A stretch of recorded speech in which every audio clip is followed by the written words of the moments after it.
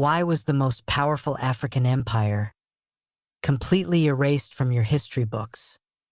Today, you'll discover an empire that minted gold coins when Europe was still tribal. An African superpower that built 100-foot monuments and controlled global trade routes. But here's the twist that will change everything. New 2024 excavations reveal why this kingdom story was systematically buried for 1,500 years. This is Aksum, and the truth about its disappearance will shake you. 1st century AD.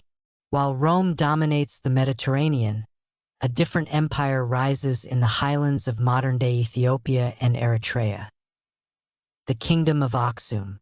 They build massive stone obelisks that pierce the sky. They mint their own currency in gold, silver, and bronze. They control the Red Sea trade connecting Rome, India, and Arabia. Frankincense, myrrh, ivory, gold. Everything flows through Aksum. The official story? They were a regional power, successful traders. Eventually, they declined due to climate change and Islamic expansion. Standard rise and fall. But that's not the whole truth, is it? Here's what they don't emphasize. Aksum wasn't just powerful.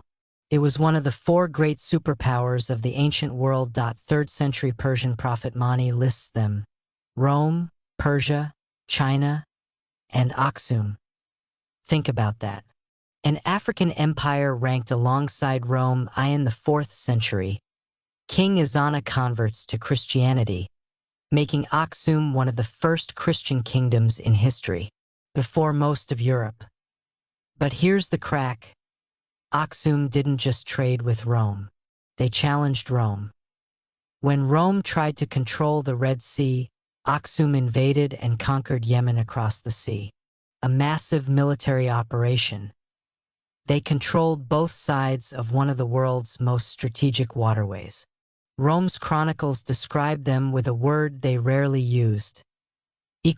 So why have most people never heard of them? October 2024. Archaeologists working in Aksum make a stunning discovery. Beneath the famous obelisks, they find an enormous underground complex. Palaces, tombs, and engineering systems that shouldn't exist. The sophistication is staggering. Advanced hydraulic systems. Stone-cutting precision that rivals ancient Egypt. Multi-story underground chambers carved from solid bedrock. But it's what they find in the inscriptions that changes everything. January 2025. Researchers decode royal texts describing Aksumite expeditions that reached far beyond Africa and Arabia. Trade missions to India. Diplomatic relations with China.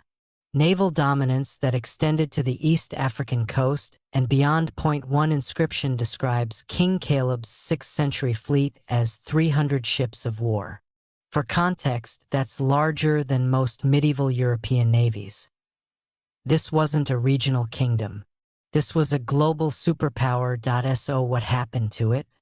Here's the uncomfortable truth. Aksum's erasure from history wasn't accidental. It was systematic.